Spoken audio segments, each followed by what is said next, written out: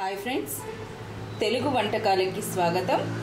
ఈరోజు నేను మీకు కొబ్బరి చట్నీ ఫర్ టిఫిన్స్ చేయబోతున్నాను. ఈ చట్నీ ఇడ్లీ, దోశ, ఉప్మా, పెసరట్టు, బోండా, వడ ఏ బ్రేక్ఫాస్ట్తోనైనా చాలా బాగుంటుంది టిఫిన్స్కి. సో దీనికి కావలసిన పదార్థాల్లో ముందుగా పచ్చి కొబ్బరి, పుట్నాల పప్పు అంటే వేయించిన శనగపప్పు, అలాగే వేయించిన పల్లీలు, వేరుశనగపప్పు, రుచికి సరిపడా ఉప్పు, ఇంగువ, కరివేపాకు, జీలకర్ర మరియు పోపు సామాన్లలో ఆవాలు, జీలకర్ర, శనగపప్పు, మినప్పప్పు, అలాగే ఒక పెద్ద చెంచా ఆయిల్. ఇవి కావలసిన పదార్థాలు. వీటితో ఇప్పుడు ఎంతో రుచికరంగా ఉండే కొబ్బరి చట్నీ ఫర్ టిఫిన్స్ చేయబోతున్నాను. తయారు చేసుకునే విధానంలో ముందుగా ఒక కడాయి పెట్టుకొని అందులో కాసింత ఆయిల్ వేసుకోవాలి. స్టవ్ వెలిగించుకొని ఆయిల్ వేసుకోవాలి. ఆయిల్ కాస్త వేడెక్కిందనగా జీలకర్ర, అలాగే కరివేపాకు, పచ్చిమిర్చి వేసుకొని కాసేపు ఒక నిమిషం పాటు వీటిని ఫ్రై చేయాలి. ఇప్పుడు కాసింత పచ్చిమిర్చి వేగిందనగా ఇప్పుడు పచ్చి కొబ్బరి ముక్కలు వేసుకోవాలి. వీటిని కూడా ఒక నిమిషం పాటు ఫ్రై చేసుకుంటే సరిపడుతుంది. వీటిని బాగా వేగాల్సిన అవసరం లేదు.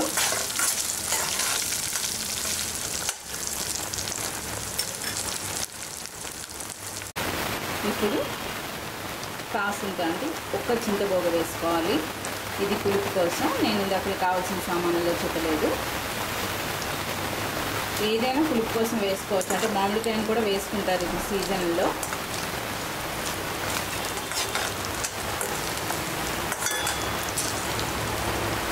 ఇప్పుడు స్టవ్ బంద్ చేసుకొని ఈ కొబ్బరికాయ, పచ్చిమిరపకాయ మిశ్రమాన్ని చల్లారనివ్వాలి.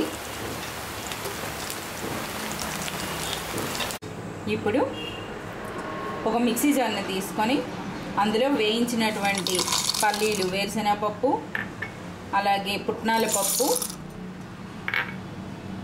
రుచికి సరిపడా ఉప్పు వేసుకొని వీటిని ఒక నిమిషం పాటు గ్రైండ్ చేయాలి.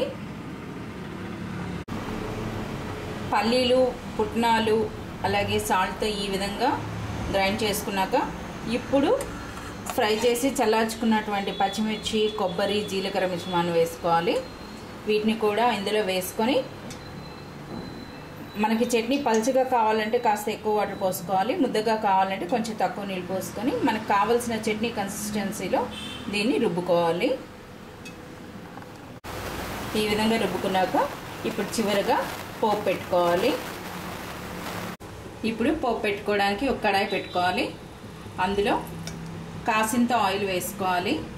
ఆయిల్ వేసుకుని అది కాస్త వేడెక్కినాక ఇంగువ అనేది ఇష్టపడే వాళ్ళు వేసుకోవచ్చు. ఇంగువ వాసన ఇష్టం లేని వాళ్ళు వేసుకోకపోయినా పర్లేదు. ఇంగువ వేసుకున్నాక ఇప్పుడు పోపు సామాన్లు ఆవాలు, జీలకర్ర, శనగపప్పు, మినప్పప్పు వీటిని కాస్త దూరం వేయించుకోవాలి. ఇప్పుడు పప్పులు కాస్త రంగు మారినాక స్టవ్ బంద్ చేసుకోవాలి. స్టవ్ బంద్ చేసుకున్నాక అప్పుడు కరివేపాకు వేసుకోవాలి. ఇప్పుడు పోపు సిద్ధమైంది. ఈ పోపుని మనము తయారు చేసుకున్నటువంటి కొబ్బరి చట్నీలో వేసుకోవాలి. అన్ని టిఫిన్స్తో పాటు ఎంతో రుచికరంగా ఉండే కొబ్బరి చట్నీ సిద్ధమైంది. నా ఈ వంటకం మీ అందరికీ నచ్చిందని ఆశిస్తున్నాను. మీకు నచ్చినట్లయితే మీ సలహాలు, సూచనలు పంపగలరు. ధన్యవాదములు. నమస్తే.